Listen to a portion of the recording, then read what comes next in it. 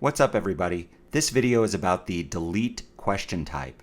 Now, in a delete question type, a student is asked to select a clip in the timeline and delete it. And you can see here in the timeline, we're giving the student that hint that they need to find these tools, and these tools are located in the tool palette.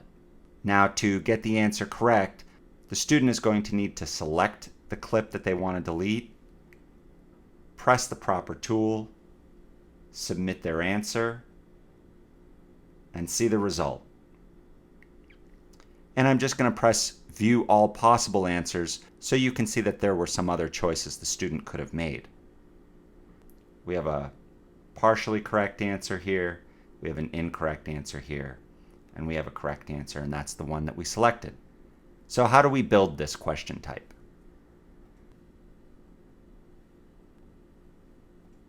I'll start off in the usual way by adding a challenge.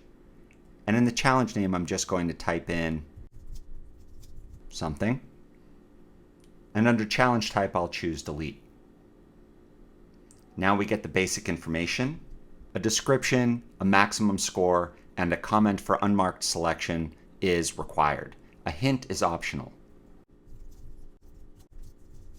And as always, we need a timeline. You can import footage. You can use your media browser. I'm going to select a template and use just example timeline here. Now, it may feel like you want to save the challenge, and in fact, when I press it, you'll see that I need to record at least one correct answer in order to be able to save the challenge. So let's add answers first. The interface is now giving me this hint: select the clip which must be deleted. And I'm going to select a clip. And when I do, I now get this choice to add an answer to it. So I'll add an answer. We'll say that the answer is correct because, of course, the first answer you add to any challenge has to be correct. And this is really interesting here. We're going to pick the type of delete. So if the student just regular deletes it, it'll be wrong. We actually want the student to ripple delete so that we don't leave that gap in the middle. And I'm going to say that's a correct answer and give it a score of 10.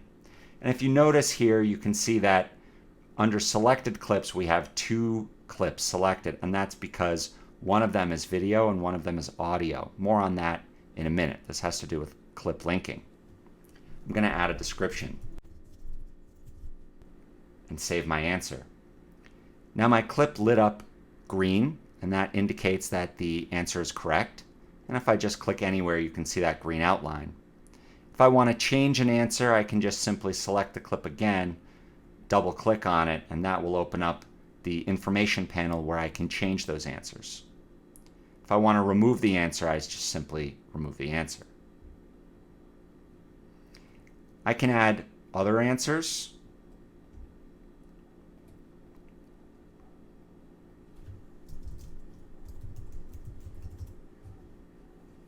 And I can have partially correct answers. Now, many of you are wondering, can I add an answer on just the video or just the audio? And the answer to that question is yes. It has to do with clip linking. So right now, all the clips in my timeline are linked. And if I want to add a question where we're only trying to delete, say, the audio here, I must first stop and save my question. My data has been successfully saved. And then I can right-click on a clip, and I'll get the option to unlink the clips.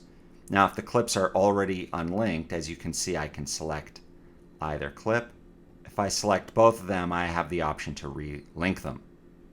Now, I do not have that same option on a clip that has an answer on it. And that's because if we unlink it, we give the student the possibility of deleting just the video or just the audio, when in fact we've already set an answer that requires them to do both. Let's go back to our information panel, select Add Answers one more time, and select on the audio portion and say Add an Answer. Now for this one, I actually just want a regular delete because I don't want to pull these clips out of sync. The answer is going to be partially correct, and I'm going to give it a score of 5 and say maybe because, and save my answer. And now you can see that only the audio portion of this clip will be counted in the answer. That's all you need to know about the delete question type. This is a valuable tool for sound effects, for sound bites, for trying to help students understand what clips are extra in a scene, and we look forward to seeing what kind of questions you make.